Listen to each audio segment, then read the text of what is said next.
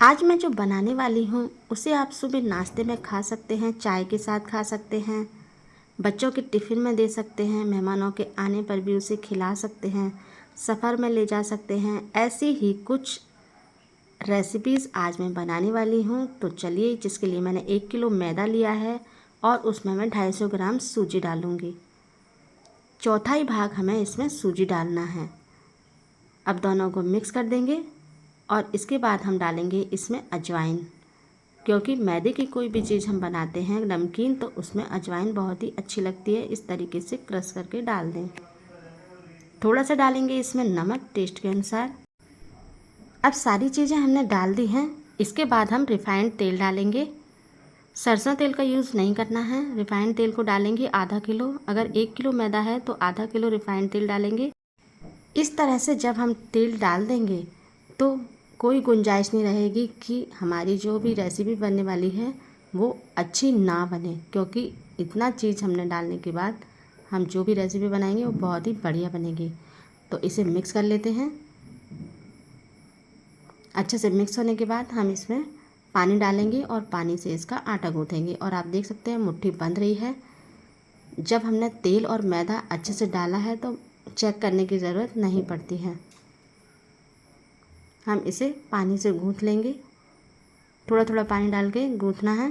तो आप देखते रहिए कि मैं इसे कैसे गूँथ रही हूँ। मैं यहाँ पर 2-3 चीज़ें बनाऊँगी, उसके लिए भी ऐसे ही आटा गूँथना है। तो मैं इसी में से आधा या थोड़ा सा आटा अलग से निकाल लेती हूँ। इसे हम बाद में गूँथेंगे, पहले जो परात में है उसे गूँथ लेते हैं। जो हमने कटोरे में आटा निकाला है उसे हम बहुत ज़्यादा पानी डाल के नहीं गूँथेंगे, इसलिए मैंने इसी समय उसे निकाल दिया। इसमें थोड़ा सा पानी डाल के गूँथेंगे, क्योंकि इसकी रेसिपी जो बनेगी वो अलग होगी और उसकी जो बनेगी वो अलग होगी। तो आप देखते रहिए मैं दोनों आटे को किस तरीके से गूँथ रही हूँ।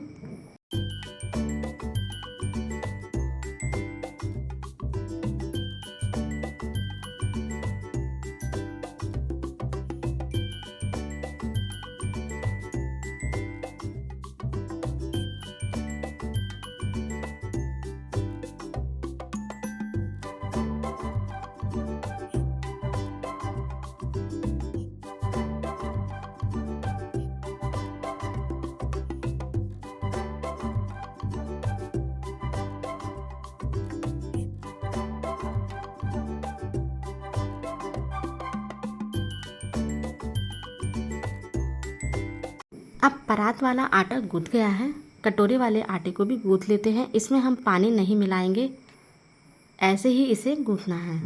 ये भी गूँथ गया है। तो चलिए पहले कटोरे वाले की रेसिपी हम बना लेते हैं, जिसके लिए मैं ले लूँगी थोड़ी सी काली मिर्ची। खड़ी वाली काली मिर्ची लेंगे। अब इस आटे में से थोड़ा सा आटा निकालेंगे, मतलब आधा आटा निकाल लेंगे। आधे का हम छोटी छोटी लोई बनाएंगे, एकदम छोटी छोटी, क्योंकि हमें इसकी छोटी छोटी पूड़ी बनानी है, यानी कि हम इसकी पपड़ी बनाएंगे। इस तरह से पहले सबको तोड़ लेंगे ताकि गोल गोल करने में आसानी होगी। उसके बाद पपड़ी भी हमारी जल्दी जल्दी बन जाएगी। अगर लोई तैयार है तो बेलने में देर नहीं लगेगी। तो हमने सारी गोल गोल लोई बना ली है। अब सबको हम परात में रख देंगे, क्योंकि इस पर हम बेलेंगे। एक काली मिर्ची को हम बीच में रखेंगे और बीच में काली मिर्ची के ऊपर सबसे पहले ज़ोर से बेलन को चलाना है ताकि काली मिर्ची टूट जाए। अब दूसरी वाली को भी ऐसे करेंगे। काली मिर्ची टूटना चाहिए, तभी उसका टेस्ट आएगा। इस तरीके से ज़ोर से बेलन को चलाएंगे तो वो अपने आप ही टूट जाएगी। सारी पूड़ियों को हमें इसी तरीके से बनाना है। और बीच में जो काली मिर्ची है वो देखने में बहुत ही अच्छी लग रही है। मैंने इसे एक नए तरीके से बनाया है, आप इसे ज़रूर बनाइएगा। सारी पपड़ियों को मैंने बना लिया है। तो चलिए हम दूसरी वाली रेसिपी भी बना लेते हैं। जो आटा बचा हुआ है इसका भी हम बना लेते हैं। इसकी भी हम छोटी छोटी लोई बनाएंगे। पहले जैसे हमने अभी थोड़ी देर पहले बनाई थी वैसे ही बनाना है, लेकिन हम इसे बेलेंगे नहीं। बिना बेले ही हम इस रेसिपी को बनाएंगे। तो आप देखिए मैं इसे कैसे बना रही हूँ। इस तरह से गोल करना है और हथेली से इसे दबाना है। आप चाहें तो इस चकला के ऊपर भी रख कर दबा सकते हैं और इसमें चाकू से इस तरीके से डिज़ाइन बना देना है ताकि ये सेकने में अच्छे से सिकेगी। मैंने यहाँ पर इसे भी पूरा बना लिया है। अब तीसरी चीज़ को भी बना लेते हैं। परात में जो हमने आटा गूँथा था उसकी भी हम एक रेसिपी बना लेते हैं। तो इस तरीके से मैंने एक लोई बना ली है। बड़ी सी लोई बनाना है और इस चकले पर इसे बेलना है। बहुत ज़्यादा एकदम पतला नहीं करेंगे और एकदम मोटा भी नहीं रखेंगे। मीडियम साइज़ की रोटी बनाएंगे। जैसे हम रोटी बनाते हैं उससे थोड़ा सा मोटा रखेंगे, क्योंकि हम इसकी खस्ता मठरी बनाने वाले हैं। खस्ता तो तीनों ही चीज़ हैं, लेकिन इससे हम मठरी बनाएंगे। 2 चीज़ें मैंने थोड़ी सी अलग बनाई हैं।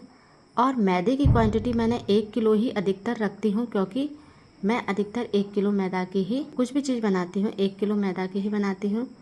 इसलिए मैं 1 किलो मैदा का ही क्वांटिटी बताती हूँ।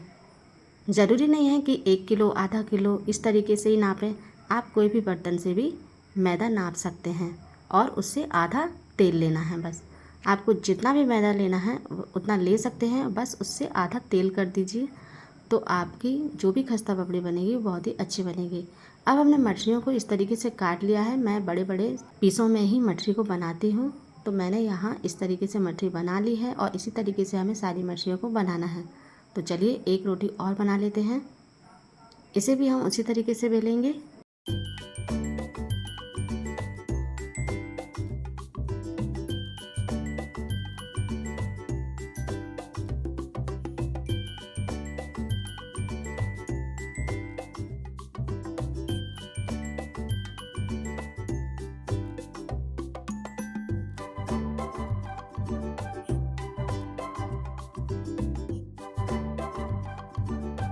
किनारे किनारे के जो छोटे पीस रहते हैं उसे मैं हटा देती हूँ। और मठरी हमने बना ली है। आप देख सकते हैं सारी मठरियों को मैंने बना लिया है। तो चलिए मैंने कढ़ाई में तेल गरम करने रख दिया है और इसे सबसे पहले जो भी हमने बनाया था उसे पहले तल लेते हैं।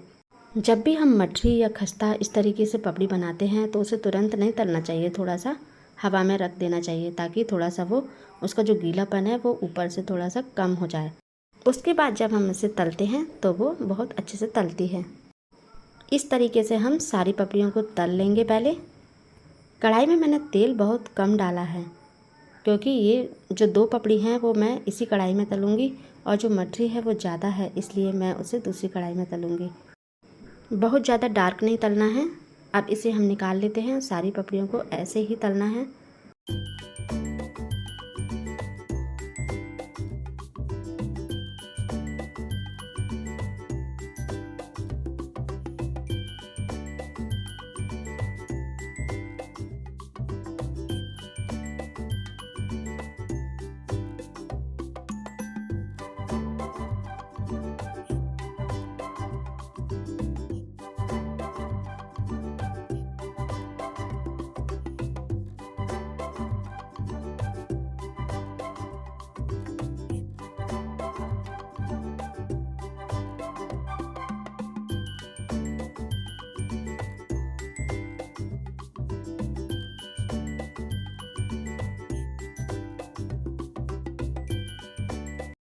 अब जिस पपड़ी में हमने चाकू से डिज़ाइन बनाया था उस पपड़ियों को डालेंगे।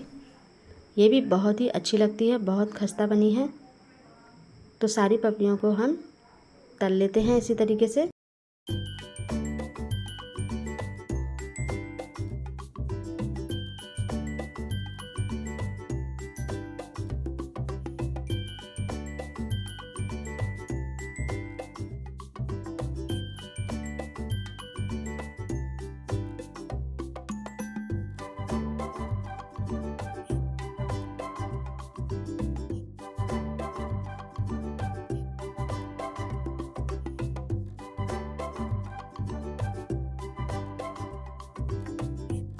हमने दूसरी कढ़ाई में तेल गरम कर लिया है। मठरियों को भी हम इसमें डाल देंगे और अच्छे से उसी कलर में फ्राई करेंगे। जैसे हमने दोनों पपड़ियों को फ्राई किया है वैसे ही फ्राई करना है। तीनों ही चीज़ों को एक ही कलर में फ्राई करेंगे। आप इन पपड़ियों को ज़रूर ट्राई कीजिए, बनाकर ज़रूर देखिए, बहुत ही खस्ता बनेंगी ये। जब हम सही तरीके से बनाएंगे तो आपकी ये पपड़ी बिल्कुल भी ख़राब नहीं होगी। तो मेरे तरीके से एक बार इस रेसिपी को ज़रूर बनाइए और फिर मुझे कमेंट में बताइए कि आपको ये रेसिपी कैसी लगी, अच्छी लगी या नहीं लगी।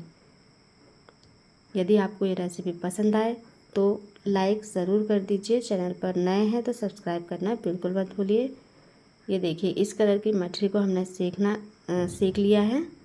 बहुत ही अच्छा से कलर आ गया है। हम इसे निकाल लेते हैं और बाकी बची हुई मछलियों को भी इसी तरीके से सेकना है।